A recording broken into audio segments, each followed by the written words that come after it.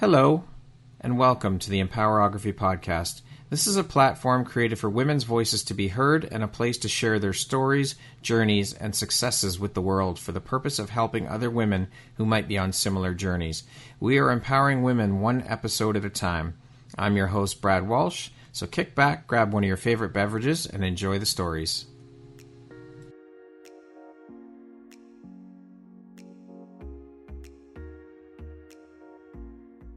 What if I told you the only thing standing between you and your next big opportunity is your voice? This isn't just another program. Empower Your Message is your ticket to becoming the podcast guest everyone wants. You'll learn how to craft a pitch that gets a hell yes, show up with unshakable confidence, and drop truth bombs that leave hosts and audiences wanting more. No more playing small. No more waiting for permission. It's your time to be heard. Loud, clear, and unforgettable. Visit the link in the show notes to sign up, and let's make your voice impossible to ignore. The mic is waiting. Are you ready? Hello there, Brad Walsh here, your host of the Empowerography Podcast, a platform that was created to help elevate and amplify the voices of women through sharing their stories. Today, my guest is Georgette Zinaty. She is an executive strategist recognized for her ability to translate vision into action across sectors. She's also a 2-time TEDx speaker, an award-winning and growth architect, an advisor in innovation, equality, and economic development. Welcome, Georgette. How are you? I'm good. How are you? Thank you so much for having me.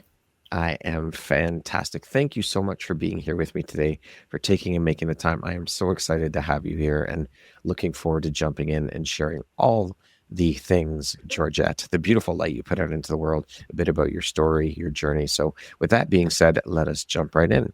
So that is quite the extensive resume, Georgette. What pivotal moment in your life made you realize that your mission was bigger than yourself? Yeah, I don't know if there was like one pivotal, but I will tell you early on this crazy story. Can I share it? Yes, absolutely. I think my next book's going to be Crazy Stories by George.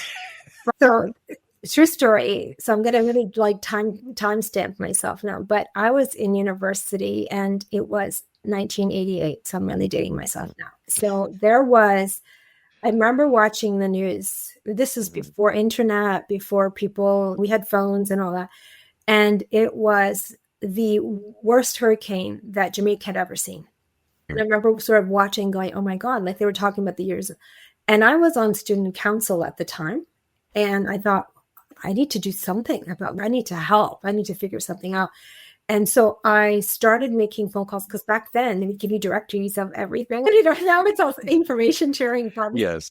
But I literally did that. I contacted people. We had a DJ. We did a fundraiser. We raised several $1,000s. We brought in food. But what was interesting was so 2 things happened. Part of it was really successful. And I thought, boy, I can make a difference. But some of the craziness was, do you remember Ben Johnson, the runner? Yep, I do. So that was the same year that there was the doping scandal. And I remember he lived not far from where I was going to university. And the police were camped out at his house. And I remember thinking, I wonder if because he would be able to speak to this, would be a good PR thing for him. So I ended up walking to his house. So I'll imagine across the street, all the news channels are there. Yeah. Police are out, and I go to the front door, and second year university, like talk about being a little bit, and then I said, he's here, he's expecting me, and he wasn't. So I go in and I'm trying to convince him and his people that this will be great because we can raise money for Jamaica with his profile, blah, blah, blah, blah. And this will be a good news story. And they're like, it's going to turn into a circus. We can't do that. And then when I look back at that years ago, I thought, holy crap. Like, shit. Can I say that? Holy shit. Yeah. When I think back, I thought, what was I thinking? But nobody stopped me. So the reason I shared that was we were able to raise money. I got in front of somebody and crossed lines and pitched my idea. They thought it was a great one, except given the time, but I was thinking, weird opportunity. He cares. It's a good rebranding for him. He's high profile. And at that time, we didn't really know what the outcome was. And so the reason I shared that is just, I think, I realized I can do anything. Yes. I pulled this off. The other part of it was people would show up and say, you're from Jamaica. You're not Jamaican. And I'm like, why are you doing this? And I thought, because it matters and I want to help. And so that's been a bit of a thread in my life in the sense that I love that. Boundaries. I'm willing to help. You know. As they say, it's better to ask for forgiveness than permission. Yeah. So if you just go, what the worst that can happen is he says, get off my property. Yeah, no, I didn't. They let me in. I sat on a couch. Beautiful. There you go. And then years later, I thought, what the fuck was I thinking? Basically, but I did. But you know what? When I look back at some things in my life and my career, I think the number of times I've asked for things that people go, did you just ask for them? Yeah. And it works. Well, if you don't ask, the answer is always going to be no. You don't. I tell people, you don't ask, you don't get. Yeah, that's right. Yeah. Georgette, if you could trace a single thread through all your achievements, TEDx talks, Forbes contributions, award-winning strategies, what would you say are the core principles that tie it all together?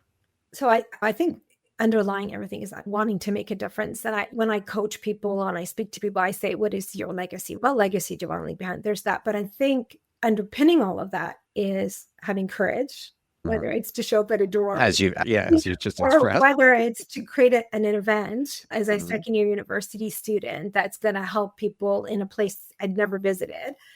Having the confidence. Yeah, confidence is so critical, and I'm often coaching people or speaking publicly. I talk about building that confidence in yourself, and because if you don't have it in yourself, no one's going to have it in you. And taking calculated risks, and even my own research showed. When I was doing my research on women and leadership, and men have more of this, but taking more calculated risks will change the trajectory of your career and what you do. And so I think those are the 3-4 threads in my life that I think get all tied together. And they're necessary for women and men. You have to have the courage. You have to have the confidence. Like you said, is everything. If you are showing up somewhere and you're not confident, people are going to be able to pick that up right away, right? You have to believe in yourself, because if you don't, no one else will. Yeah, it's so funny. I literally was saying that to somebody yesterday. I thought, because we were talking, I was coaching this woman, and I said, if you don't believe in yourself, who will? And you've tied to something else too, which is confidence is a little bit about how you're showing up. And yes, I often say when I'm doing training, and I'll say, how are you showing up? And that's not just what am I wearing today? No, it's your mindset. It's your consistent behavior. It's what you put out into the world, as you say. It's your tone. It's all of that stuff, like your executive presence, that makes a difference for sure. Absolutely. So looking back at your earliest ambitions, what would you say was the first moment you realized that you wanted to influence systems, organizations, or communicate at scale? I actually wanted to be a lawyer when I was a kid. Really? Yeah. Yeah. So I thought, because in my mind, because growing up and watching television, again, I'm dating myself, but my mind, the lawyers were like that 10-minute closing arguments. And I thought, I could do that. That's 90% of the job, if not more, is paper pushing, which I think the strategy piece would be cool, but I'm not sure about the other parts. I applied to, I think I did my LSATs. I may have applied to law school. I can't remember. And my LSATs were, so I don't even know if I did that. And I thought, okay, I don't think this is in the cards for me. And then I moved into a job working at the top university in Canada, or Harvard, if you will, whatever, of Canada. And I realized during sort of early stages that I would often step up or do things, and nobody actually said no. So again, it's just that doing. Yeah. So within this, I'm just going to do it. In the absence of, I'm going to say, leadership, I take the bull by the horns, and I never got my hand slapped. So I thought, oh, there you go.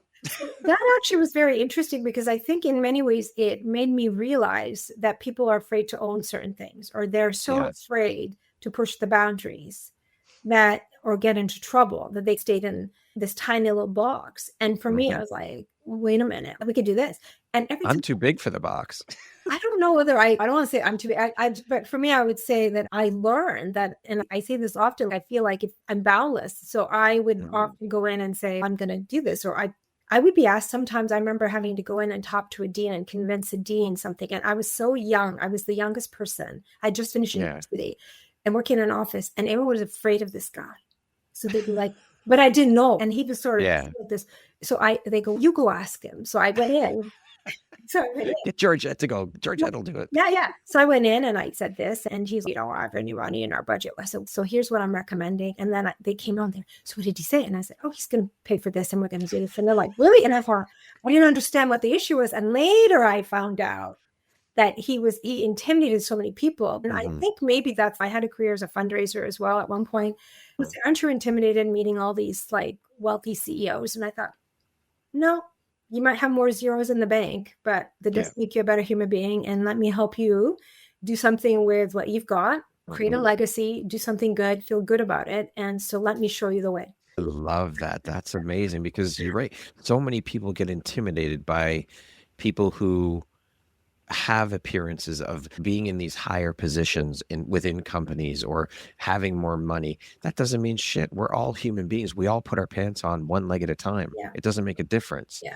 Yes, you may be making more money than me, but you're no better than me. We're both human beings. We both bleed the same color. Yeah. So enough of the bullshit. So I'm a little bit more blunt about it. I say they go to bed like me. They're going to die like me, and they're going to go to the bathroom like me. Maybe better toilet, better bed, better casket, but that doesn't make you a better human being. So if you've got additional resources, you should be making a difference in life because you've got that ability. So let me show you opportunities. Let me help you figure out what to do with it and make a meaningful impact. And so I love it. So that kind of ties into the confidence piece a little bit. And I feel a rebel from way back, but I thought, what's the worst that will happen is someone will say, no, I can't do it. And often I'd say, what would make you think, what would help get you to a yes?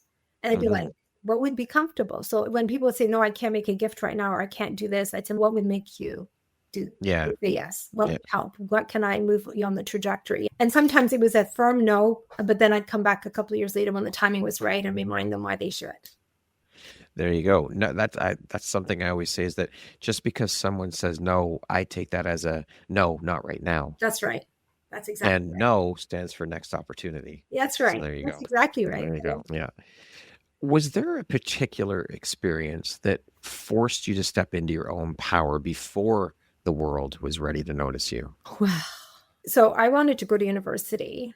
And at the time, I was the first in our family to do that. And it wasn't that they didn't want. I mean, my family was quite supportive, but I think there was a little bit of fear about what do you do and all that. And I think when I think about going to university, my first year, I decided, which is funny because I feel like now there's a thread that I'm talking about it out loud. I decided to rebrand myself in university, for lack of a better word. And what I mean by that is in high school, people have this idea of who you are, and there's like different cliques and all of that. But in university, there's only one person from my high school that went to the same place. And so I thought I can recreate. So I was on student council. I wrote a paper. Because when I was in high school, I wanted to be on student council. And I remember the teacher going, we'd like you to be the secretary. And I'm thinking, oh, I want to be president. No, thanks. I don't want to be secretary. Not there's anything wrong with the secretary, but that's not what I thought I'd be. And so I remember in university, I thought I could be anything. So I started being in all of these things. And I think what it allowed me to see is that I could be this leader. And I remember a guy at the time, which I don't think I knew exactly what it meant, but I should have. And he was like, you have this je ne sais quoi quality. He's like, what is that? What does that actually mean? Which is like French, where I don't know. We have this thing. And so I leaned into that, I think, a little bit. But I also realized I could reset. And I think in some ways, if you can see that for yourself, it's a bit of a superpower in some ways to be able to rebrand. I can recreate. I can be who I want to be. And I can set new boundaries for myself. And I just kept pushing the boundaries every single time of what I think is capable. And then I do. And I'm thinking, I can't believe I just did that, but okay, let's go again. So again, it's not asking, it's just doing. And then I think it also built the confidence because I'm like, no one's stopping me. No one's saying, I'm going to keep going. I'm going to keep going. Yeah. I love it. Enjoying the ride while I can. I was like, okay. That's the important piece, that you enjoy the ride too. Now, a lot of people see success as something that's linear. Looking back for you, which failures or unexpected turns actually shape the visionary you are today? So that word is actually not so much in my vocabulary. And I'll tell you why, because I remember doing an interview for a big job a few years back. This is like over 10 years ago. It was a 2-hour interview, all behavioral questions. And I got this question about tell us something that went terribly wrong. And I thought, I couldn't think of a thing that went terribly wrong. It was the word terribly. Not just wrong, but terribly wrong, right? Yeah. And then she sat there and she goes, what your problem is, you see the world through rose-colored glasses. And I thought, this was the headhunter, by the way. And I remember sort of driving home and then being like thinking, like overthinking that, because I got stumped and I realized it wasn't really that. It was more that I felt like I could fix things. And so I think when I think about failure, I don't think of it as failure or something terribly wrong. I think of it as a pivot point, or an inflection point, or what's the world trying to tell me? So have I done anything that failed? I'm just like, I don't even know if I think of it as failure, because when I look back, maybe that was a higher power or something just saying you need to go in a slightly different direction. Yeah. Did I get every job I wanted? No. Did it break me? No, I've had a good career. I've had fun doing the things I've done. So when I say failure, I would want to say to you, define to me what you think a failure actually is. Redirection. Yeah. So I've been redirected many times. I don't know that I would call that a failure. I would call that a pivot point, inflection point, inflection point. Yeah. And so that's not a word I tend to use. Okay. You are known as the growth architect. How do you personally define transformation? What does that look like when it's truly happening in someone or within an organization? Yeah. So let me say transformation requires work. And to begin that, whether it's a person or organization, we have to understand a little bit about what you know who you are. Like, who are you as an organization, or who are you as a person? Because to understand that, I'm just going to call it like what I call the baseline. When you have that real, and most people don't actually, I don't think actually know who they are, whether it's an organization or as a human. If I said to be like, most people I work with and I coach them, like, will tell me about, they'll say, well, I'm this, but you know, there's this really great statistic that I use that says 95% of people think they're self-aware, but you know what the actual number is? 15%. I was going to say about 25. Yeah, there's 95% of us going, oh, I'm so self-aware. I know me. But really, it's 15% of us. And so the reason I use that is because for transformation, you have to do a little bit of work understanding who you are and then where you want to go. And then the other part of it is understanding what you want to become, and then taking kind of the limits that you put on yourself, because a lot of the limits that we have are actually self-imposed. Yes. We are our own biggest hurdles. We are our own biggest hurdles. So when I do a lot of work in coaching and speaking and working with teams, it's often all the things why you can't. And I'm still working in the space of here's where I see where I think you can. And so it's marrying the two for most people and transformation organizations. So it's a lot of work. It's not like you just flick a switch and you go, okay. And they go, oh yes, I get it, Georgette. Thank you for your 30 minutes. It doesn't work like that. It's a work in progress, and understanding that it's going to be that, but people have to put the work in. And so for us to be able to go from where we think we are to where we want to be, what does that look like? And my conversations are often about, it could be as simple as, where do you see yourself in 2 years? If I'm working with a person, I'll say, what do you want to do in the next year and a half to 2 years? Oh, I'd like a promotion. Okay, great. What does that look like? I don't know. I don't know. So if you don't know, you're not going to get there. So it might be one or two options. Okay, great. Now, if I said, let's build that runway, what does that runway look like? Who do we need to talk to? How do we need to build the capacity in you? Where do you need to show up? What are the kind of the key stops along the way to get you there? And if you're not doing that, then you can be exactly where you are. So the transformation will get stalled. And the same applies to organizations. You could have the greatest vision and you could create roadmaps, but if no one's sticking to the roadmaps and there's no accountability along the way, and you're not prepared to pivot, you're not going to get there. Yeah, I love that. And the work piece, that's where the people get hung up and stuck because they don't want to do the work. We've become this society where so many people just want this magic bullet or this quick fix. And there's no such thing. There are no shortcuts. You have to take the long road home, and that's it. You have to put in the work. You have to put in the work. And like you said, if you don't, you're going to be stuck exactly where you are. Yeah, but it goes to the same thing as a leader. You sort of had this lovely description that was very flattering of me when you opened up. But part of that is I've done work, whether it's schooling or whether it's self-reflection or it's the time you got to do the work. And if you don't do the work here, you're not going to be able to put it out there and help others. That's right, for sure. And speaking of vision, you mentioned the word vision. Vision without action is just a dream. Yeah, I actually used that in a paper, by the way. It was the title, I think, of one of my MBA papers. I love that. It's the truth. It's so true. So what's your secret formula for translating bold, audacious ideas into tangible results? Yeah. First of all, I think you got to get the buy-in. There's a tool that I like to use, and I'm going to begin with that, because if you're going to actually execute on a vision, you got to get people on a shared purpose. If you don't have shared purpose, it's still a great vision, is a great idea, but we're not aligned. People are not going to buy into it. So there's a little bit of that. The plan has to be there. Accountability has to be there. Having systems in place, as I mentioned earlier. And then you actually have to start actioning off. It's what I talk about. I often use this term called arc of change. Okay. So you have this vision, which is great, but to get this arc of change, all these things have to happen to get you to execute on that vision. And so a bold idea is fantastic. I work to organizations have this great friend. So how are you going to implement that? And then they sit there and deer in the headlights is, oh, we're going to have a plan. And I'm like, okay, that's great. Now, how have we worked with people on teams to buy into the plan? How do they see themselves as part of that plan? And if I am working in a place where I don't see what you're talking about, and I don't have what I'm going to call skin in the game, execution on the vision is not going to be, I'm not even going to buy into your vision. I'm going to say, yeah, because I work there, but am I buying into that vision? Do I really truly believe in what you're doing? And so it's all of these pieces that I think sometimes if you're at a very senior level, like CEOs underestimate the value of that work that has to happen to get that execution and success. And I don't know what your experience has been, but that certainly has been something I've seen where the failure happens. It's that piece in between.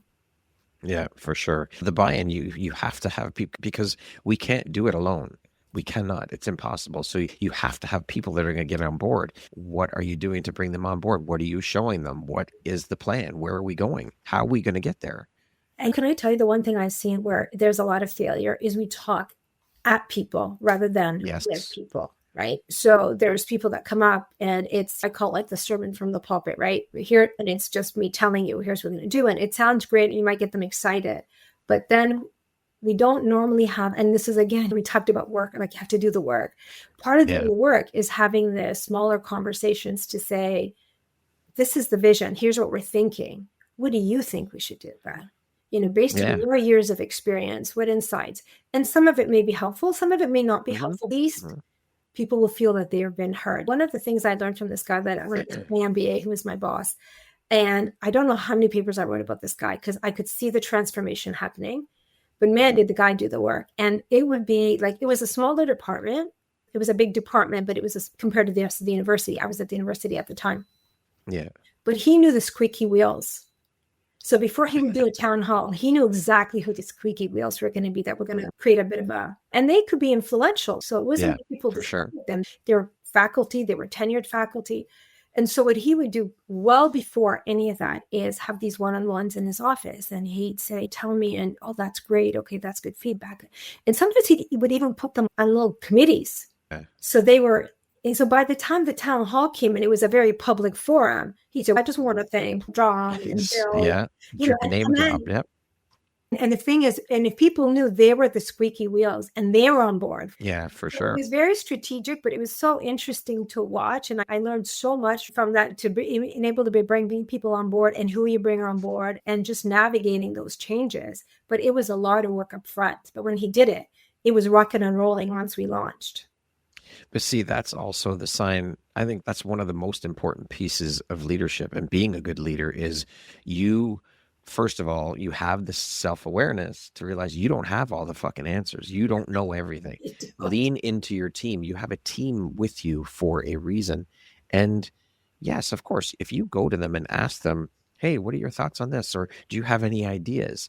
That is going to make them feel valued. Yeah. As opposed to this, what you see in corporate a lot of the time is this revolving door of employees because they don't feel valued. They don't feel appreciated. So why am I going to stay here? Yeah. And show your team you appreciate them. And I think, and ask, right? And engage. And I said, this was honestly the number of papers I wrote about this guy in my leadership course, but I could see it every day because he had hired me to help him move the agenda along. And so working together, it was funny. So he was British, lovely human being, became a very senior leader at the university. And he would do this thing where he'd come in and I'd say, okay, so here's what I'm thinking. And he'd go, make it. And I go, is that like a Britishism? So I went in and I said, is this like a British thing? And he went, no, you're like Obi-Wan Kenobi from Star Wars. And I went, you sure that? And he went, no. And for the next day, he comes in and brings me the VHS. And so for people who are really young, won't know what that is. And he goes, go to the scene at the gates. And I'm fast forwarding. And then I came in, I said, I'm still not really, and he goes, it's like mind control. I ask you to do things and you just make them happen. And I was like, oh, it's a compliment. Okay, I get it. Yeah, it's definitely a good thing. Absolutely. Yeah. I learned a lot from him because I would go in and I'd say, I'm thinking about this. And he'd say, okay, so tell me more. And then he'd ask some questions. And we would always walk out. I'd walk out with a better concept than I walked in. And that's actually why I really loved working with him. He always made me better. As much as I thought I knew stuff, I would walk out with, if I had an idea, I would always walk out with a better version of it after the conversation. It was not like he took it apart. He'd explain to me, okay. And so I use those tools now. So it's amazing. It's good. I love it. That's amazing. So in your work across sectors, what is one common mindset that consistently blocks growth? And how do you break that down for people? Yeah. So Carol Dweck talked about like the fixed mindset versus the growth mindset, right? Set theory. And I would say it's probably the fixed mindset. Like how many times have we worked with people? If I said to somebody, and almost every time I do this, I say, can you think of somebody you ever worked with that could tell you all the reasons why we can't do anything? And people start laughing, right? There's always somebody on the team that say, oh yeah, no, we're not going to really do that. We don't have this. All the reasons why we can't. Yeah. That's a fixed mindset. Whereas somebody with a growth mindset says, okay, let me think a little bit about what's possible. I may not have a solution at this particular moment, but let's talk about what the possibilities are. So if this is the problem, maybe I can't fix this, but what we could do is fix this, and then maybe that will change, and then this will change. Whereas a fixed mindset will say, sorry, it ain't going to happen. We're going to need 500 more people and all that kind of stuff. It's not possible. And so what I do to break that down when I've got people is I'll say, okay, so talk to me a little bit more about that. So that's one of the things I tell people. One of my funny comments is when I don't necessarily agree with somebody, I'll say, that's really interesting, Brad. That's so interesting. So tell me more. And then I said, can I just ask a little, because I'm just trying to learn. I want to understand where I'm coming from.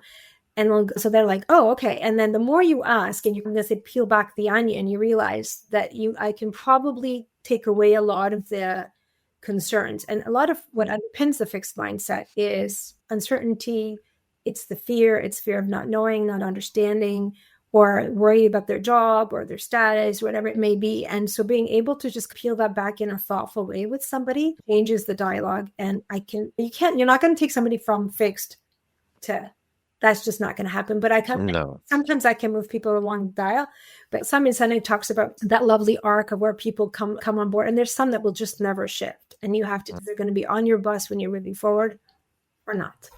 Yeah, for sure. And I love that you brought that up about asking the questions, because I think this is part of what a lot of people don't understand in conversation is you'd first of all go into a conversation with an open mind, an open heart, and these open ears. Yes. That's most important. 100%. But be curious, ask questions. Why do you think this way? Yeah. Tell me, I want to know. Like you said, I want to learn more. Yeah. But people don't get curious. They just want to shove their opinions down everyone's throat or be negative and just stand back. No, we can't do that. And that's it. You don't go into a conversation to change someone's opinion, but you go into a conversation to open their eyes and to maybe give them another perspective or another way of looking at things. And people don't do that because people don't listen in conversation. What they do is it's almost like with a lot of people, you can see as you're sharing your opinion or your thoughts, you can see the wheels turning and they're just waiting to respond. Yeah, the rebuttal. They're not actually listening to you because they've got their thought in their head that they're going to spit out. Yeah. So listen more effectively, be more present when you're in conversation and be open. Yeah. And there's something interesting that you just said also, just at the beginning when you were talking about that is not just the questions, but it's how you frame the question. Mm-hmm. So you said, be curious, and you're right. But it's also, if you said to somebody, okay, that's really interesting. And then my face looked like this. And then I asked you something else. That's interesting. Mm-hmm. Tell me why you think that. That's a very different oh, that's so interesting. Mm-hmm. Tell me more. Yeah. Say more about that. And what am I not thinking about? So I basically said the same thing. My body language was different. My facial expression was different. I ask the question differently, I'm going to get more out of that person and maybe move them on the dial a little bit more than if I said, oh, okay, so tell me more. I don't understand. Yeah. And this is why I talked at the beginning about presence and how you show up and how people experience you, because I just gave you two versions of the same thing. But the person responding to me would respond much differently if I did this versus well, tell me. And we show the enthusiasm, and we don't put enough value on that. And so it really ties into what you just said about what you're saying is active listening. Active listening. I like to call it heart-led listening. Yeah, but your body language needs to align with what you just said, and if it doesn't, then it's not genuine and sincere, and that's problematic. I just saw a clip last night. Matthew McConaughey was on a podcast and he was being interviewed. And one of the things he was saying, there was something that was not allowed to be said in this house. And that was, I can't. That just wasn't a thing. You weren't allowed to say that. And that's it. And so it's a matter of reframing that and asking. And the big thing about that was asking for help. If you can't figure it out, that's okay. But it doesn't mean it can't be done. Ask for help. Which is another very important piece is we have been conditioned, especially women, I would say, have been conditioned to not ask for help because that's a sign of weakness. You need to figure it all out on your own. No, you don't. I think it's actually what a sign of weakness is not asking for help, in my opinion. Ask for help. You have people around you that would be more than willing. And if you don't, again, it goes back to what we were saying earlier. If you don't ask, people aren't going to know you need help. So ask. And it takes courage. So all of this is tied in together. The courage, the confidence, asking the right questions, all of these things, it's all related and it's all tied in together. If you need help and you don't ask, no one's going to know you need the help. You know what? I think it's also how you ask. For sure. I think often, as you women move further up in organizations, there's a difference. So there's a little politics that happens, right? If you're a very senior person and I say to somebody in the organization, I need your help here, they're not going to say no because it's okay. She's asking, she's staff or CEO, whatever. But I think as you're going through, if you said, I think this is a really great project and I'd love your involvement and support. It's not like I need help. Please, I'm failing. It's more, again, and tell people how we position all of that. Makes such a difference with how people want to jump on how it's received. Yes, absolutely. And I think you'd be critical to the team, and I'd love you to be part of this. Much different than I need your help, and which is okay. You're only calling on me because you're stuck. Yeah, for sure. I love that. It's all about reframing, for sure. Absolutely, Georgette. If your younger self could see you now, what do you think would surprise her most? Hair still curling? No kidding. It's naturally crying. I'm just kidding. I think it would be probably, so when I think about being a kid, so funny little story, when I was dating my now husband, I think it was on our third date, and I said, I'm going to outperform any guy I end up with, so I hope you're going to be okay with that. Because no pressure. Because I was really ambitious, and I thought I just needed whoever I was going to be with to know that. So that part hasn't changed. I think what I didn't expect was to travel the world as much as I've traveled. So I've been very blessed to be in jobs where I've been all over. And when I go places, and when I was at the university, there would be a lot of great places we'd visit. And of course you'd stay in nice places, but I would speak to the cleaning staff and go, where do you go?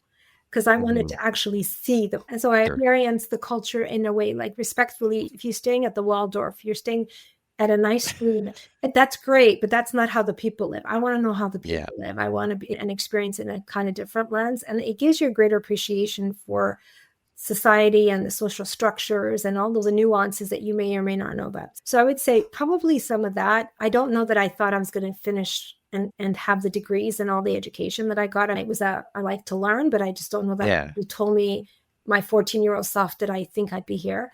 No. But I think I knew I was going to do something. Yeah. So that part I knew. I just what it was and how I'd get there. And I don't know. But I think I always wanted to do something and make a difference and an impact. So I think my younger self would say, you go, girl. I love it. If your journey was a blueprint for others, what would be the first chapter? What would the first chapter teach about owning your voice? Yeah. So it's actually something you said that I say often, which is, if you don't believe in you, who's going to believe in you? So you've got to start with that work first. My 14-year-old self did not fit in necessarily in high school. And I don't know whether it was sort of self-preservation or whatever you want to call it, but I decided I like me. That's a good thing. Yeah, I decided that I was going to like me and that it's okay if I didn't look like everybody else or fit in. I was going to sort of double down on being nice, being smart, maybe having a sense of humor, because everything else comes and goes. And I think if you can sort of take some time and reflect about what is it I like about myself, what do I need to work on, that makes a difference, because that builds your confidence, because you know what you're good at and you know what you're not so good at. And in that case, you can sort of build on it. I think creating, as I mentioned earlier, a roadmap for a blueprint. So I've always had a sense of where do I want to go, where do I want to go next. I have an idea, and then I do put some thought into it so I don't stay. My joke was even when I was at the university, I had multiple careers within university. I didn't stay in one path. And part of that was every 3.5 to 4 years, I'd get what I call the itch, which was like, come in, fix it, I keep it. It's pretty sustainable. You don't really need me now. It's not as much fun. And drive my partner crazy because he's like, why can't you just enjoy the ride now? But it's not challenging. It's not challenging. I'd move on to the next thing. But that was who I was. It is important to enjoy the journey, I would say. Think of yourself as a brand. Most of us don't think of ourselves as a brand. So I want you to think about who you are as a brand, how people are experiencing and how you're showing up. But also, have you thought about that, thinking early on about building what I'm going to call your personal advisory board, and why that matters? And then I'm going to say networking up and then managing who you are and what to put out there, because a lot of people, and I see young people doing this all the time, you post all sorts of stuff. And we actually had this conversation a couple of days ago. My daughter was like, I remember to open my Facebook account. She's much older now. She was younger. And I was like, you can be posting certain things. And she said, I didn't realize how impactful that is now that 15 years later, Mom, that you are so right. Because I said, really, if you're not managing your own reputation, somebody else will manage it for you. So and all of those things would be like chapter 1, and then I'd break them down into multiple chapters in a book. But I just want you to think about all of those things first and foremost, because if you don't do that, then you're going to have a bumpy ride along the way. I love that. Thank you for sharing that, Georgette. In your experience, what would you say is one of the most underestimated aspects of true innovation? So first I'm going to say, I think most people don't even know how to define it. Okay. Define it then. I think it's different for different people, but I'll tell you one of my aha moments was many years ago, where I was working at the university, and we were like, I'm just, again, top tier, right? Number 1 school in Canada. Like, we are ranked among the best, top 20, 25 in the world kind of thing. And I was in a new job, and I was responsible for one of the key performance indicators, which was these awards and honors. Anyway, long story short, we submitted like 13 nominations for research and innovation. And fast forward several months, and at the time I had a BlackBerry. Gosh, I miss my BlackBerry. Blackberries, oh my God, I remember those. I love BlackBerries. Anyway, and then I was at an event in New York once, and we know you're Canadian because you're one of 2 people still carrying your BlackBerry. I swear to God, someone said that. Anyway, it starts buzzing, and I realized that we didn't win any. And I thought, what the heck? No way. So I called them. And they said, we don't talk to you. We only speak to the VP of research, and we don't do that till May. I said, I'm coming over, because they were just like a few blocks over. So I walked over, and on the 4th floor, and they went, are you new? And I went, no. And I said, why? And they said, no one's ever asked us why they didn't win. I need to know why I didn't win. You talked about failure, like there's one. And I was trying to understand what happened. And they said, we define innovation. So we were thinking about it. The university at the time was thinking about it as like a chip or some technology that was improving. The people that won was a doctor who had basically shortened wait times in hospitals through some stuff that they were doing in logistics. That was innovation. I thought, oh, okay. So that, to me, that was interesting. And it made me realize there's ways to define innovation beyond sort of the technical, which was often the way it was being used. And this is 2008, 2010, just to give you an idea. Now we use it in a much broader way. So when I think about innovation, I think about it as, and I wrote something at the time for Forbes, and I talked about the 5 Ps. But what underpins it all, so we talk about people, purpose, planet, right? And then we talk about profit, which people don't necessarily always want to talk about. And then I talk about the pivot. And to me, innovation is about the pivot. If you are able to pivot, that underpins everything, and move, you are going to, and we saw this happen with COVID. The number of companies that did not survive were not able to pivot. So innovation is not just having this really great technology. If you're not able to pivot and shift in a way and be nimble, Strategility. You're going to stay stuck. If you don't have the strategility, the strategic ability to be nimble, you're going to strategility. I love that. That was my paper. My MBA was on strategility, the strategic ability. So many new words today. The strategic ability to be agile or not. And so most of us are in the not pod, but to me, that's where innovation plays. Beautiful. Thank you for laying that out. So when you're guiding others through transformation, what's the first invisible mindset shift you aim for? I think, and you touched on this actually just earlier when we were talking, and it's this being open. It's getting to someone to say, for you to have this mindset, are you prepared to be open? And what does that look like? So it's not just saying yes, because you coach, you're like, yeah, I want to learn. And you're like, yeah, but do you? Yeah. And I was working with somebody recently, and her business is doing great. It's early stage, but scaling. And she's working on a partnership with somebody. And then she's, but what if this person goes and does this here? And in a year from now, they could do this and they could copy what I do, and they could. And I said to her, okay, possible. Let me ask you a question. Can you control that? Nope. No. So I said, so you can spend your energy focusing on here that you have no control over what this person is thinking, what they're doing, or you can spend the next year and a half where you think they might manage or take over your competitive advantage and focus on how you're going to build stuff and how you're going to create an ecosystem and level up and create multiple areas so that you're not relying on this. This is just one, but not pivotal. And she went, yeah, but I said, are we open or not open? No. It's a fair question, right? Because if you're open, you can go, you know what, you may not be wrong. And I'm like, yeah, I know, right? So I know I'm right. No, I'm right. Because I know if you spend your energy here, it's going to drain you, but not going to get you further ahead. When we talk about the roadmap, we talk about the runway. If this is where I'm spending my time, I'm not actually focusing on the runway. That's right. And they're taking up way too much rent space in my head that they shouldn't be. Rent free. And so that's where I sit and say, okay, let's think a little bit about that. So if you want to be boundless, which is no limits, level up, do the things, you have to A, be open, and B, be able to say, I'm going to focus on what I can navigate, and the things that I can't, I'm going to have to just accept as much as it eats away at me in some ways. I'm going to put that in a box over here and focus on that. Because the more control I have, the more confidence I'm going to have, the more ability I'm going to be able to achieve and get to the finish line.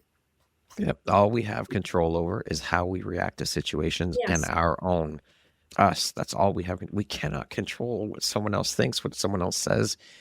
And to put your energy there is a complete waste. Like you said, when you could be taking that energy, keeping that energy, conserving that energy for you and where you need to go. Yeah. And underpinning all of it, honestly, was a trust issue. Yeah. And I said, okay, fine. But here's the thing. You might need this at the moment, that relationship for now. Well, okay. You haven't built enough trust in its early stages. And I get that. So let's decide if that's important to you. Is it important to you? Yes. Okay. So we're going to make the deal, close the deal, but be very cautious with the framework we set up in terms of agreements, etc. But then that's going to just stay here. But then we're going to focus on the map to get to where we want to go, because that cannot be the only deal, because it's not the only deal, but it's going to open up other doors for you. Use it as a lever that way, rather than having it eat up your brain about, oh my God, what if? Like, yeah. Yeah, because half the shit might not even come to fruition anyway. And you're wasting your energy thinking and worrying about it and stressing about it. And you're also devaluing your own value, because they came to you for a reason, right? This person's trying to renegotiate the moving goalpost. You have to decide, am I going to continue to let them change the goalpost, or are we saying, this is it? It's either on or off the table. You have to also decide how you're going to draw the boundaries. Yeah, for sure. How do you define, because we've talked about this, courage in leadership, and how do you cultivate it in yourself and in others?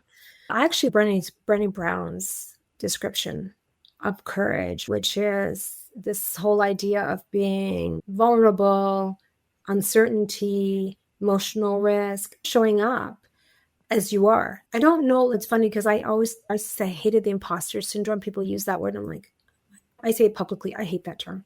I hate it because we talk about being inclusive. We talk about owning your space. And then when you talk about imposter syndrome, men have it too, for sure. Yes. But we often attach it to women, especially men sort of rising through the ranks. And so the reason I don't like it, because it actually undermines what I think is courage, which is this vulnerability piece. And when Brené Brown talks a lot about it, this stuff, and it resonates with me because I think, what is courage? Courage is put myself out there and going in to see the dean or doing something and thinking, I might get my hand slapped and I'll worry about that later, but I'm going to do it anyway. Showing up at someone's doorstep and going, hey, got an idea here. And or challenging people to give money or to do whatever it is that they want to do and asking for what I want. And I think about it, being vulnerable to some degree, I think, and being emotionally exposed for sure, but it's also taking a bit of a risk and then thinking, well, what's the worst that's going to happen? And so to me, when I define courage and leadership, it's being able to do that. It's also being able to make the hard decisions when you have to make the hard decisions, but doing them, I think, in a way that I feel comes with empathy, right? It's whether it's you're doing reorganizational change. Like I think about the number of people, I think about COVID and people who've lost their job. How do you have those conversations with the courage, with the empathy, with being able to say, look, this is because I remember watching, I forgot which guy it was. I was doing it in how do you terminate people in your company? And it was sort of this way that it was done with such empathy and I'm going to say class, that it wasn't harsh. It was, you're really valued, but the system has changed. And we unfortunately, and I wish I could, and all of this, but let me provide some supports to you. And I know it's hard, but and it's sort of, that takes courageous leadership for us to have those conversations. For sure. But it has to be genuine too. It has to be genuine too. I've heard of stories where it's someone comes in and they do the script thing, or someone comes in during COVID where someone goes, HR's on the screen and it's, hi, they're going to talk to you, and they go leave. And I'm thinking, oh my God, really? It's this person has served all these years with you. Is that really how we? So again, I think about what does courage actually mean? It's showing up for others. It's being genuine. There's emotional risk for sure. But I think when you're underpinning all of that is being your authentic self in many ways. And if you're willing to do that, then I think that is what I'm going to call courageous leadership, and putting yourself out there. Yeah. Recognizing nobody has all the answers. Who has all the answers? No, of course. Of course not. If you could redesign the way leaders are trained for the future, what would that curriculum look like? So I built a leadership program, I think that's it, in 2018, 17, 18, I remember. And it was sort of this test pilot. And I remember thinking, what would I want to teach people that I wish somebody taught me? And it was 6 sessions, once a month. And I gave people journals. And it was transformative to the people that took it. And I remember faculty members, I didn't have my doctorate then, and it was professors in psychology. So we just want to know how you built this program. And I said, what do you mean? And what methodology, what framework? And I'm thinking, I said, what did I wish somebody taught? Yeah. And how would I build the building blocks in the right way? And so the things that I included were basically communication. So how do you communicate and present in a way? So part of what we call executive presence, like how are you showing up? How are you communicating? All of those things. Confidence versus being cocky or over it. So I hope I come across like I have confidence. But there's a difference between confidence and talking down to people or being condescending. Yes, and for sure. I hope I don't come across that way to people. No. Having financial acumen. So I know for a fact that the number of people who make it up to the C-suite have to have financial acumen. So I will say, if you look at the Fortune 500 companies, how many of those people do you think have HR or design work or website work? Your ambition is to be a C-suite. You've got to have financial acumen, empathy for sure. And I think having what I'm going to say, operational understanding, like how do you execute?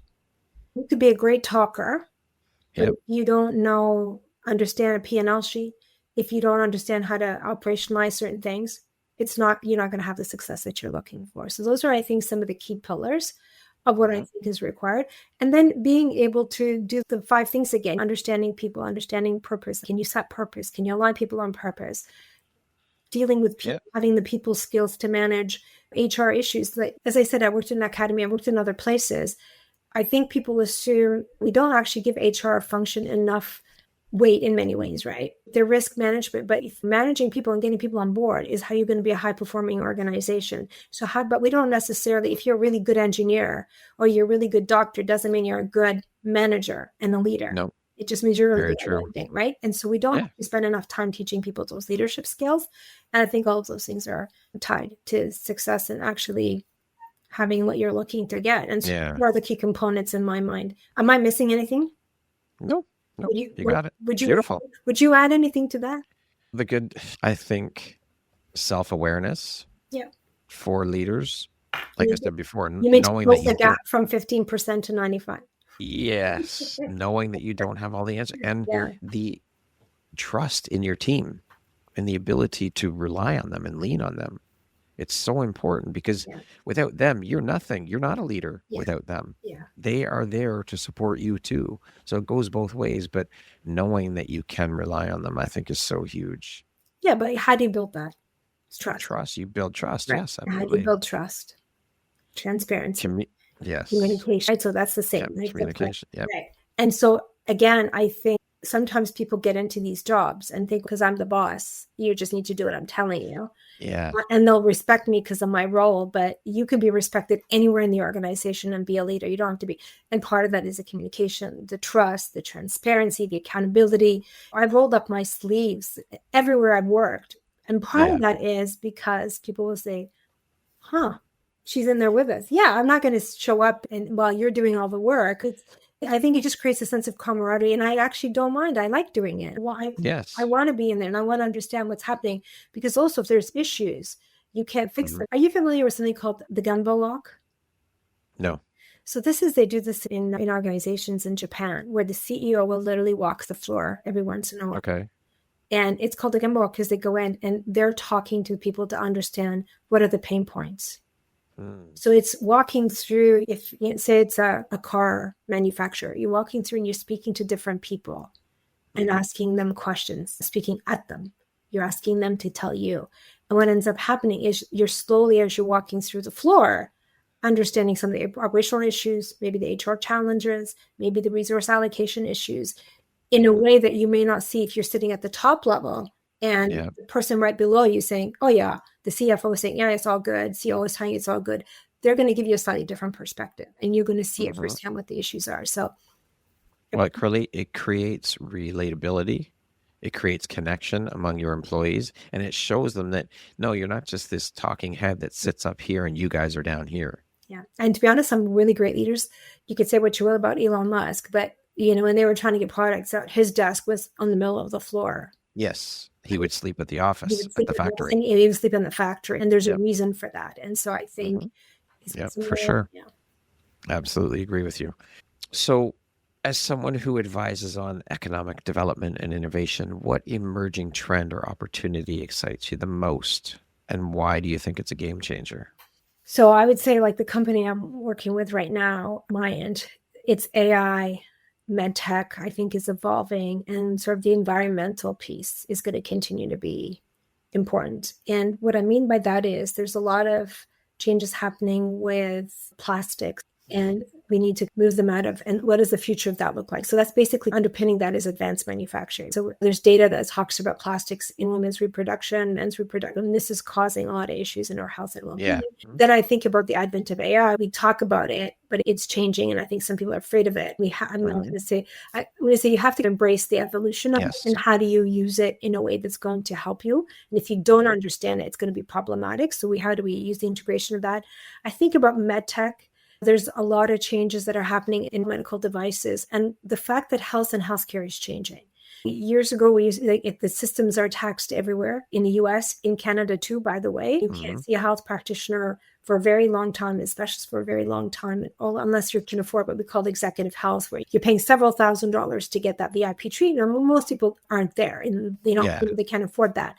So I think the integration of AI and advanced materials and medical technology is going to change the way we our lifespan, and how we live. It's funny, we use this line at Mind, living younger, longer, but we also want to be living healthier, so younger. And yes, for sure. But the idea is, how do we do that? How do we enable that future? And then recognizing that AI and technology is going to be a really big part of that. So there's all of these wearables, people call wearables now, but there's smart textiles that can read biometrics and really be more in a proactive, preventative, personalized ways. And so the reason I think that's very cool is because it's now giving us agency. Yeah. And respectfully to medical doctors, I've had my conversations where, in my whole life, I've had to go in and challenge doctors. Sometimes they like it, sometimes they don't. They pretty much more often than not, they don't like. Yeah, you're right. But you have to remember, so respectfully. Yeah. Oh, yes. If I'm going in, you work for me, number one. Yep. Number two, I have the right to ask questions. Yeah. And if something is a consistent problem or behavior, and I'm also going to tell you, the data shows that women are treated much differently than men. Like my own experience, my partner goes in, doctor's like, hey, calls him, oh, your medication's up for renewal. I go in and I'm like, hey, I've had this migraine for 3 weeks. And it's okay, give it 2 more weeks and come back and see me. Seriously? What the fuck? Yeah, no, seriously, this has happened.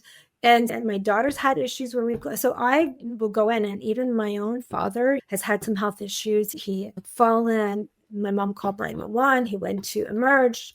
This is a couple years ago. I picked him up. He looked horrible. Like I was bawling when he looked horrible. It was 5:30, 8:30. I call mom. I go, hey, how's Dad doing? She goes, he's back at the hospital. I go, what do you mean? He fell again. I called 911. Oh, man. Right? So the next day I go again. And then they're discharging. I'm like, oh, no, we're not discharging him today. And he said, ma'am, he's fine. All his vitals are fine. I said, okay, so here's the deal. This is twice now he's fallen back to back. He's fallen a year ago with the same thing. We don't know what the actual issue is. So I recognize his vitals look fine. But here's what I'm going to tell you. You discharge him and he falls again and something happens, I will be suing you and this hospital. I just want to be perfectly clear on that, doctor. So if you're comfortable signing his discharge, and if he falls and me taking you to court, I'm good with that. Yep. If not, I'm going to recommend you keep him overnight and let's get to the bottom of this. And he said, are you sure he fell a year ago? I said, yeah. So then he goes back. And when you know it, he's, I said, I've told you. 10 days he was in the hospital. Holy shit. And there were all sorts of other complications. And I was right. Yeah. So yes, they don't like it when you challenge. I'm not God. They're not God. No, you're not God. No. But my job is to ask the questions and to say, if there's a pattern here that we can't get to, I need to advocate. So what I like about AI, medtech, some of the changes is we have more agency. We're more able to advocate because as more and more that field is evolving, we're getting data. So it's not like you telling me, it's me saying, hey, this says this too. So can you explain this to me? And again, it's how we ask the questions that can get us there. And to be fair, I know they're taxed and I know they're burdened and I know they've got all sorts of things. I get all of that. I do. But at the same time, I think if we don't ask the right questions, we don't have agency and we can't help them do their job better. And you have every right to ask those questions. You're right. Like you said, they work for us. So if I've got questions, you're going to spend the time with me and answer my fucking questions. Yeah. And to be fair, I had context he didn't have because he just looked at what just the tasks were that day. And I said, actually, there's this whole other piece. And so if we don't do that, I think it's a problem. And so, I'm like, I get it. I know it's hard work. I'm sympathetic, but they also are getting a lot and to make their life easier and have less of these visits. Let's just get to the problem. So he doesn't have to get there again in 2 days. Exactly. So it's a win-win in my mind, but I had to just convince him it's a win-win. The most transformative leaders often have unconventional thinking patterns. So what daily practices, rituals, or mindset frameworks keep you operating at peak clarity and impact? Yeah, that's a good question. I would say I do so much thinking. You have no idea. I've sometimes overthink. Like the complaint I get from people close to me is you need to turn this off. And I can't. I'll wake up in the middle of the night and there's always like a pad and notebook beside my bed. And I don't know if you do any of this, but what I do try to do is if there's something kind of brewing, I like to think it through a little bit. I take a ton of notes. I work through and I'll talk to some people in terms of what are the options and give the advice that I give to other people, which is this worth the headspace? Is this the only way to look at it? And if I'm not sure, I'll talk to other people. So it's not like I think I have all the answers to anything. And so I think that's part of it. And part of it is, I'm going to say, connecting to nature. I try sometimes, I like just to sit and just think or go for a walk and clear my head. And I always feel a little bit better when I do that. I also create, I hate to say this list. There's always somewhere, millions of these. If it's in this or it's in this. And part of that is it gives me a sense of nothing's falling off and control. And I know that's what's driving you, but it also gives me a sense of I've achieved it. And then it also gives me the focus. It's part of the roadmap that I talk about. Yeah. Love it. Thank you for sharing that. In your journey, who or what has challenged you to rethink what's possible? And how did that redefine your path? Yeah, you know what? So interesting. When I was working with that leader that I told you about, and I was on some committee, I forgot what it was. And we were talking about all this stuff, and we were because he gave me room. He just make it so. And so the funny part was we were 9 departments, and when I started at the bottom of the 9. By the time I left 3 years later, we were in the top 3. Okay. People kept saying, "What are you guys doing over there? What are you doing over there?" And so what we were doing was he gave me room, and I said, "I got an idea. Here's what I think we should do." And so part of it was marketing, part of it was communications, part of it was strategy, part of it was rethinking the problem differently. And when I think about all of that, I think there's a guy that was sitting at a table with me once, this big room, and I was talking about some things we were doing. And he came up to me after and he said, "That's amazing. Like, when do you have the time?" And I said, "The kids were still small. So they would go to bed at 8:39. I'd flip over the laptop, and then I'd probably do 3-4 hours of work just to get things moving." So he said, "You ever thought about investing that in yourself?" I said, "What do you mean?" And he said, "It's great. Like, your boss is great. He's giving you bonuses. But what if you took the 4 or 5 hours and actually got another degree and focused on yourself?" I was like, huh. So I went home and I was Googling degrees, and then I decided to do an MBA. So when I was working at the university, I could have gotten another degree basically covered by the university, but everybody had one of those. And I knew an MBA probably would have more value. If I ever not worked there, I could get a job on like a Wall Street or a version of Wall Street, whatever. So I decided to go back to school. But then 4 or 5 days later, he messaged me and he goes, "I'm very sorry if I offended you." I'm like, "Dude, you did not offend me. You turned on a light bulb." And so I messaged him many years later to say, "I just want you to know that all of this is because it started with the MBA. Then it was the Harvard certificate. Then it was the Master's of Science. Then it was the doctorate."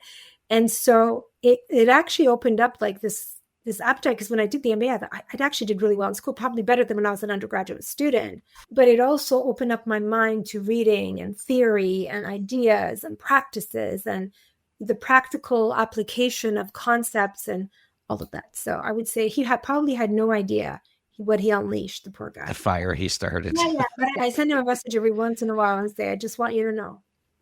Thank you." Yeah. And what's nice is I think I've been there for some people where people have sent me messages. And I'm like, that's one of the biggest things. It's incredible. I had a mentor when I started my photography business. I'd say I joined forces with him probably about a year and a half, 2 years into my entrepreneurial journey.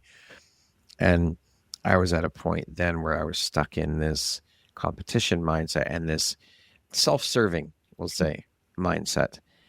And we had a conversation, and I was telling him what I was doing. I was trying to partner with other companies to collaborate and co-work. And he said, "Brad, you are doing this all wrong. You cannot walk into companies saying, 'What can you do for me?' You have to go into companies saying, 'How can I be of service to you? What can I bring to the table to help you grow your business?'" And that conversation, I'm telling you, it shifted everything in me. Everything. I looked at everything completely different. And I think it was last year. So this was in, I would say, 2019 that I was working with him. And I finished up my thing with him in 2019. And so this was last year, 2024. And we still would connect every once in a while, very randomly. But I reached out to him and I messaged him. I said, "Listen, Randy, I just wanted to say thank you for what you did for me. You changed everything for me by sharing that one." There were a bunch of things that he helped me with, but that one particular thing really resonated and stuck in my head. And I just wanted to reach out and say, "Thank you so much. You have no idea how much you helped me." He's, "Wow, thank you so much. That means a lot to me." So little things like that mean so much to people. And it doesn't take anything. It doesn't cost you anything to do it, but it also lets people know that they've had an impact on you. And that's what we're all here for, is to have an impact. That's such a great story. And I think I actually love the fact that you actually said that to that person, because sometimes we don't know. Martin said I did 2 TEDx talks, and one of them was actually, their theme was the butterfly effect, right? And it was this whole idea about chaos theory. But I applied it to the ripple effect in terms of one action leads to another. And I talked about that story, and I think about the impact that person has had on you, but then I think about the impact you have through this podcast. You've gotten this form, you created this idea, and the number of stories you've told. And every time somebody hears it, there might be one person that goes, wow, I never thought of that. Or wow, I'm inspired. Or wow. So think about the ripple effect of I know, but you're doing it and you're amplifying voices and you're giving people a platform. And the allyship piece is so critical. So thank you. But what I love about it is you took this thing and then you're just giving back. Like you're giving back to your light to other people. Yeah. I just think, why not? Why wouldn't I? If I can make someone feel good, or if I can help somebody through my knowledge, my experience, or someone like yourself bring you onto the platform to share your experiences to help other women out there or other men, why the fuck wouldn't we? I don't believe in gatekeeping knowledge and shit like that. We are all here with our own unique gifts. And I honestly believe, and I was just talking about this yesterday, that these gifts, first of all, have been put into you and onto you for a reason. So by you, first of all, not stepping into and realizing your gifts, I think is a travesty, because they were given to you for a reason. And I think it is your duty and your responsibility to the universe, to the world, to share those gifts, because who are you to deny the world of what gifts you have? You are not the person to decide that. They were given to you. So with that responsibility, with that, what's the phrase? With great... Oh yeah, with great power comes, no, was it with power comes responsibility or something like that? Yeah. You have that power of having those gifts. So it is your responsibility to share them with the world, because there are people waiting to experience your gifts. So underpinning what you just said is something critical, which is people actually doing the work to know what that gift actually is. People don't understand their self-worth and say, I have nothing. What do I have to give? I don't have anything to give. Absolutely. When in fact they do. They have lots to give. I'm just going to sidetrack for 1 second. Yeah.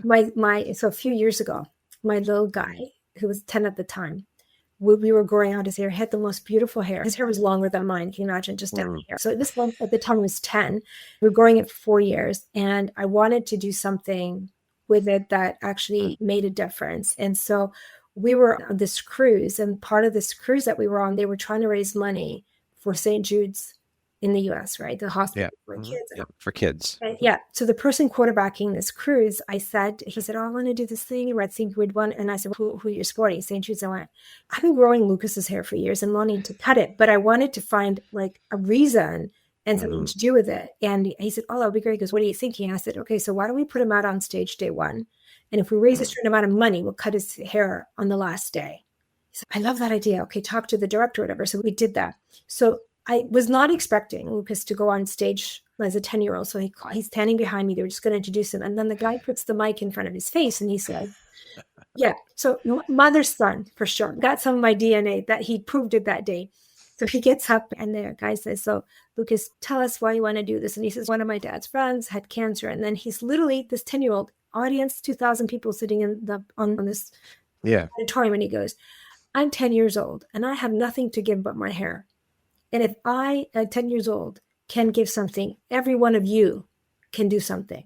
Oh my, and he got a standing ovation. I'm standing on the sidelines crying, going, oh, he's a trip off the old block. But I'm like, I don't know where he got that from, but I loved it. I was like, oh my God, like he gets it. But we've had them since they were little serve, like be of service, right? The impact and then understanding privilege. And so part of what you're also talking about is when you have a gift, you have the privilege of being able to give it and share it and help others and open up. And I think let's not underestimate the power of privilege that we have and what we can do with it to support others, for sure. Give to others, whether it's your hair, whether it's your talent, whether it's your platform, whatever it is. I know where he got it from. He got it from you and your husband. That's where he got it from, because he's seen you guys model it. A little more from me, maybe. No. Sure. Yes. Because I don't know your husband. So no, definitely. It's funny. Their actions, I think, are one of the things I'm most proud of in our life. They're wonderful human beings, and you're absolutely. That's an incredible thing that he did. Like amazing. From a 10-year-old. I often say I couldn't do what I do without my partner. So you're right. I love it. Yeah. When you look back on your career decades from now, what impact do you hope you will define your work? I hope that, this can sound a bit morbid, but I've always said that if I died tomorrow, I'm at peace. And part of the reason for that is I think I've had a pretty good life. I think I've been pretty good to people. If I haven't, I'm sorry, but I think I've generally tried to be pretty good to people. I've opened doors when I've been asked. And so I hope that if the church is full, as of people saying to my kids, your mom helped this, or your mom did that, or she was kind, she gave back. Because I think the material stuff is nothing. I don't care about any of that stuff. I never really have. Yeah, I like nice clothes, but I could live without it, and I have. It doesn't matter. What I hope is that people will say, she made me see things in me that I didn't see. She believed in me when I didn't believe in myself. She opened a door when I really needed it. And man, did that change the trajectory of X, Y, and Z. It's building the capacity in people, being able to give back in a meaningful way. I hope, if anything, that's the one thing I leave behind. It's that human impact. And that would make me the happiest person ever. I love it.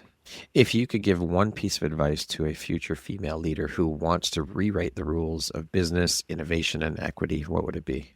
Treat other women. And if somebody goes on a mat leave, I want you to turn that policy upside down. And here's what I mean by that. I actually put that in my book, and it's crazy ass idea, but I think it's doable. So in the US, your breaks are much shorter, right? I think your mat leaves are somewhere from 2 weeks to 4 weeks, which I don't know how you expect someone to come back with that, but I'll leave that alone for a minute. Yep. What often happens is in Canada, it's 6 months to a year. It's a year now. Mine, when I had it's a year. It's a year. But regardless, when women take breaks, whether it's to raise families or whatever, what happens is there's a penalty, a huge penalty that gets paid. And what I would say is, if you're a senior woman leader, open doors for others and be a champion, a real champion. Because what often happens is we say, we're going to work, we're going to lift each other, we're going to support each other, we're going to empower each other. But when push comes to shove, we don't actually do the work. We say it. And then someone says, can you make this introduction? Can you make this? We don't do it. We're a bit hesitant, right? What if that person moves up ahead? So we got to break down those walls. I'm just going to say, and not do that. And what I would say to you is, and here's how I frame it. If I said to you, can you think of an outstanding employee that you had in your lifetime? Just fantastic person that you thought, boy, that person is great. I'd hire them back in a second. Well, who would say, yeah, I can think of that person. Yeah. So that person, whether they went on, took a break or a mat leave, if they had babies or didn't have babies, that would not change their DNA, which is their work ethic and how they show up and how they work and their love lives. So when someone takes that break, rather than penalizing them, I'll tell you what, bring them back to where they should have been on that career trajectory. Give them a promo, which is unheard of, but don't penalize their growth. Actually help them scale to where they should be. Because at this point, I'm the only one that can have kids. Like, women can have kids, men can have kids. But unless that changes down the road in some way, shape, or form, we have, and I actually had somebody say this to me. I remember when I was doing my work early on, and the CEO said to me, so here's the thing, Georgette, how many kids you got? And I said 3. He said, so you've taken 3 breaks. He goes, you're bright, you're driven, you're little, but I have 3 years on you that you'll never catch up. He literally said that. Now, he wasn't, Jesus. I know people, he was mean. I'm like, I don't think he was, I think to him, I didn't read it as mean, because to him that was that was a fact. And what I'm saying, which was a bit of an aha moment for me. And I thought, you know what? The only way to change the playing field is to say, if Georgette was going to take a break, we think she's smart, we think she's driven. So instead of bringing her back to where she was, if there is an opportunity, let's move her into the opportunity, because she would have been there anyway had she not taken that break. Yeah. And that's what I'm talking about. Powerful. That would be innovative. That would be changed. That would, I think, close the gap a little bit, and it would reset how we think about having children and delaying all of that. Yeah. 2, I don't think people realize or think about the fact that when a woman goes on mat leave, she's also enhancing some other skill sets. She's learning some other skill sets that would and could be very valuable to the company when she comes back. Yeah, for sure. Just because she's left to look after and raise a child doesn't mean that she's not learning along the way. Oh, yeah. You have to be high functioning with no sleep. Think about it. Exactly. So those skill sets are transferable back to the workplace. And negotiating with someone who doesn't fully understand. Negotiation skills. There you go. That works into the real world. Absolutely. Yeah. What would you like listeners to feel, think, or do differently the moment this episode ends, like when they finish listening to it? I hope they say, I'm going to check her out a little bit more because I'm inspired. I want them to think about there are boundless opportunities in who they are as humans. If anything, you walk away, take stock of who you are and where you want to go and where you want to be and how are you going to do that. And part of that is sometimes you might need a coach. Some of that you might want to do professional development. Some of it you might be journaling, whatever that is for you. You should invest in yourself, because if you don't invest in yourself, you're not going to get to where you want to go. Like you are really the most important. If you invest in yourself, you can do so much more for others, whether it's your children, your partner, your career, whatever that is. So I hope people think a little bit about that. And I hope that they listen to some of the crazy ass stories, which is just my version and I could tell you more, but we need a bottle of wine for that. Yes, maybe that's another episode. That's another episode. Like I'm trying to get into book, feel like you did what? I'm like, yeah. There's a story that went around. You said what at work to the dean? No, that's not what I said. Actually, it's another story. But I would hope that people think there's humor, there's energy, there's the ability, there's inspiration. But I am in the driver's seat of my life, and if I'm not in it, I'm in the back seat. I'm not going to get to where I want to go. Beautiful. Thank you for that. What is one thing that you know now that you wish you had known when you started your entrepreneurial journey? It's going to be okay. Okay. It's going to be okay. You're going to be just fine. Enjoy it a little more side. What does freedom mean to you at the very deepest level, like beyond money, status, or recognition? Yeah, I think it's, and I'm eyeing it at the moment. It's having the wiggle room to do what I want when I want to do it and pick and choose projects. And I'm actually developing the runway for that as we speak, because I'm sort of thinking in the next sort of phase of what I want to do. It's really, if I want to work anywhere in the world, that's what I want to do. I want to figure out how I'm going to do it and be able to follow what I really love and enjoy versus what I have to do. What does success mean to you? What does that word mean to you? How do you define it? Happiness and joy. What does the word empowerment mean to you? Being able to show up as your authentic self, being happy with who you are, and then helping others along the way to see that beautiful version of themselves and shine. Awesome. Okay, we're going to jump into a little rapid fire section. So the next grouping of questions just be 1, 2, 3 word answer. Okay. Oh gosh. Okay. You got this. What is your favorite place on earth? The beach. What is your secret or hidden talent? Oh, I don't know. Do I have a secret hidden talent? You're making me think now. Yes. I think seeing what I'm going to say, the opportunity and things that the cup is all full. It's that empty space. If you could teach the world one thing, what would that be? Kindness and compassion. What is your guilty pleasure? You know what I would really like as my guilty pleasure is like silence, actually. Silence. Silence, like nobody around, being by myself. That's the best. Okay. What is one word that sums up your mindset? Boundless. Name one book that changed your life.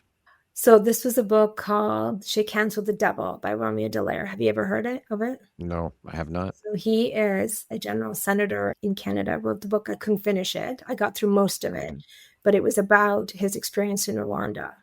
And there were so many stories. And so he was one of the first people very publicly to talk about PTSD and being in the army and all that. So that stuck with me because it made me realize how complicated relationships are, how complicated decision-making can be, that you think everything's black and white and as simple as it seems. And then the trauma that comes with the choices that you make that aren't necessarily the best. What is one word that defines the woman you're becoming? What is it? Courageously bodacious or something? What is that we can use? Is that the right word? I don't even know. I'm not sure.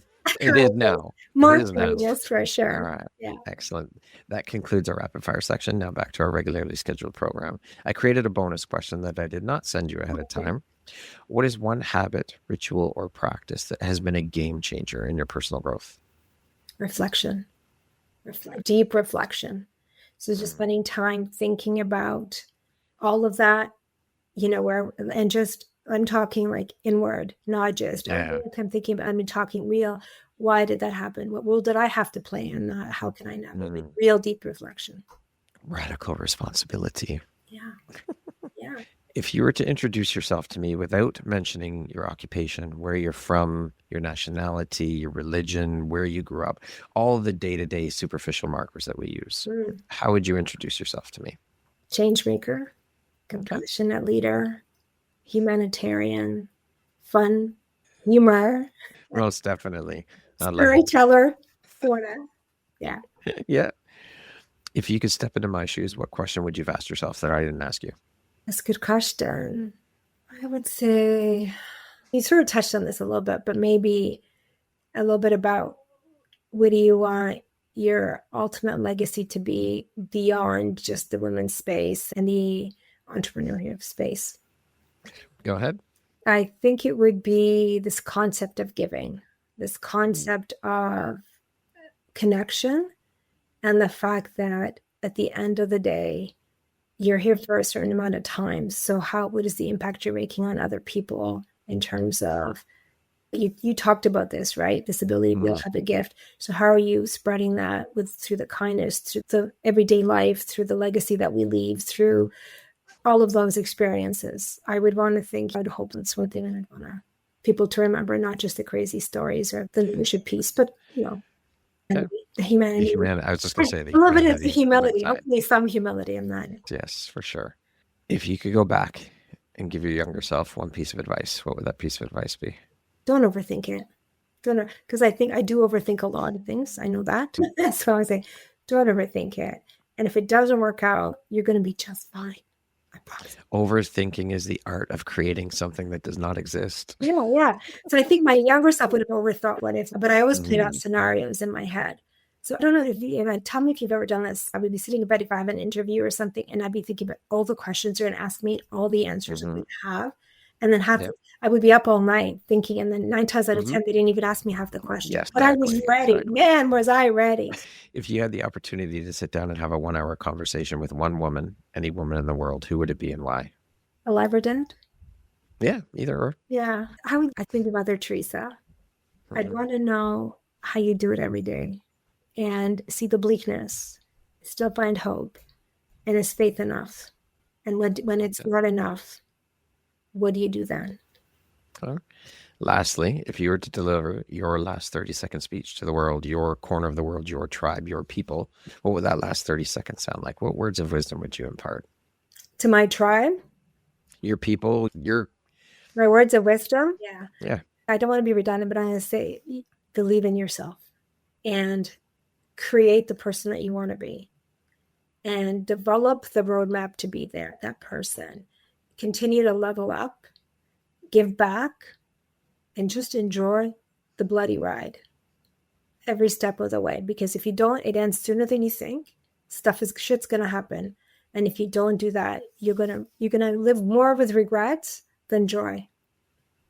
Yeah, beautiful, Georgette. Thank you so much. I have thoroughly enjoyed every moment of our conversation. It has been an absolute honor and pleasure having the opportunity to sit down with you, sharing your story, your journey, your wisdom, your insights, and the beautiful light you put out into the world through the work you do. Thank you so much for being here and for being part of the platform. I am grateful to call you a friend and have you as a member of the Empowerography community. Thank you. And thank you to your mom and to Yvette Mom and all the women that surrounded you. And I think also shaped the person that you are, but also to the human that you are. And for you creating this platform for many of us who don't always have a voice and don't have a platform. And I just want to thank you for your graciousness and your very thoughtful questions. I said to you before we began this, you've done lots. You've asked me some tough questions that I have to really think about. So it's not the traditional question. So I just want to say thank you for doing a tremendous job. I really appreciate it. I appreciate you and continue to do the great work. Thank you so much for your time. I really wholeheartedly appreciate it. Oh my gosh, that fills my heart. Georgette, thank you so much for those beautifully kind words. I received those and I'm just so grateful. Thank you. Because as we were talking about before, if we don't tell people how much they've done or what the impact that they've had, like with the podcast platform, if people don't tell me that the episode that, hey, Georgette's episode was amazing, I learned this, I don't know that we're having an impact. I'm just putting it out there and trusting that it is. But to get that feedback, to get those reflections back, it fills my heart and I'm so grateful. I'm full of gratitude. So thank you so much for sharing that and reflecting that. Yeah, me too. Thank you again for everything. Once again, my name is Brad Welsh, host of your Empowerography podcast. Today, my guest has been Georgette Zinaty.